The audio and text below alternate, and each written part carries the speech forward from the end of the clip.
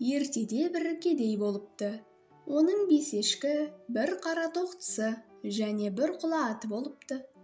Кедей ешкілері мен тоқтысын байдың қойына, атын байдың жылқысына қосады екен. Бір күні азынап тұрған боранда бай 5 ешкі мен қара тоқтыны құла атты өз малынан бөліп, елсіз күнсіз айдалаға айдап жібереді.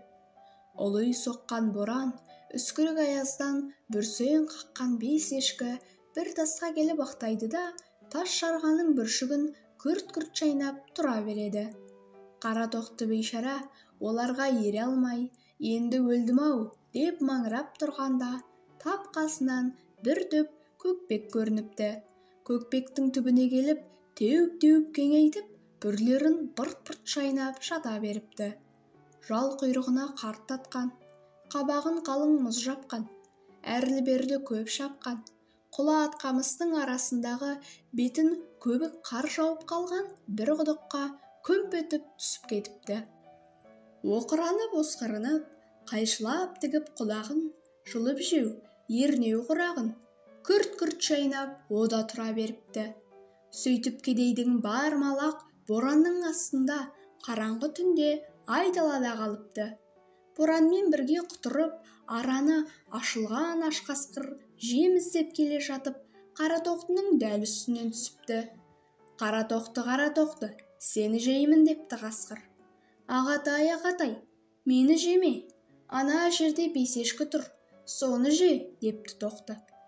Жарайды, депті де қасқыр, аузын ақсита түсіп 5 ешкіге жетіп келіпті. 5 ешкі, мен сендерді жеймін.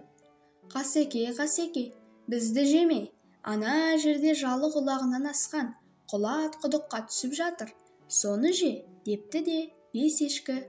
Жарайды, депті қасқыр, құлағын түкірейтіп, арқа жүнін сыртқа теуіп, құла атқа келіпті. Құла ат, мен сені жеймін, депті қасқыр. Сен қасқыр едің, мен ат едім. Ең болмаса, мені мына құдықтан шығарып алып, батпағымды тазарт, артыма шығып отыр да, бір аят оқы, сонан соң же. Онсыз да өлгелі жатырмын ғой, депті құла ат. Жарайды деп, қасқыр құла аттың құйрығынан мықтап тістейді де, құдықтан шығарып алады. Аяғымен тырналап, батпағын тазалайды. Енді әрі қарап тұр да, иманыңды айта бер. Мен Құранды келістіріп оқимын да, келістіріп тұрып сені жеймін, депті қасқыр.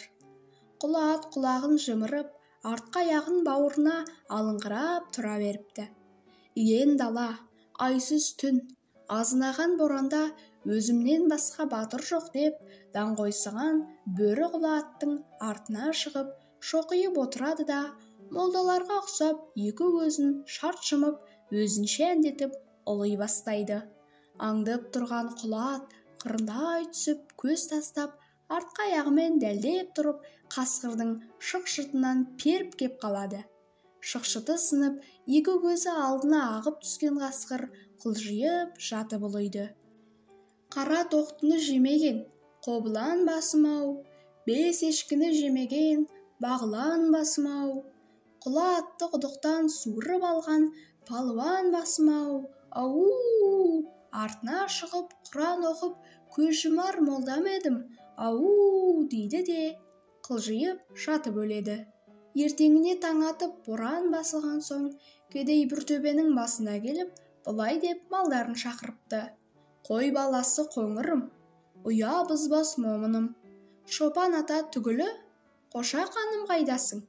Пұшайт, жөнін жұлса бақырған, ешкі атасын шақырған, өрісте өскен жануар, шөкетайым қайдасың? Шөре, жолға шықсам көлігім, жапанда жүрсем серігім, қамбар ата өсірген, құла атым менің, қайдасың?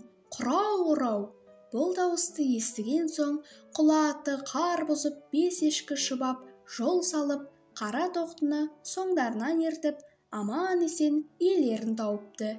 Кедей малдарын әкеледі де, жылы қораға кіргізіп, астарына жайлап көң төсейді.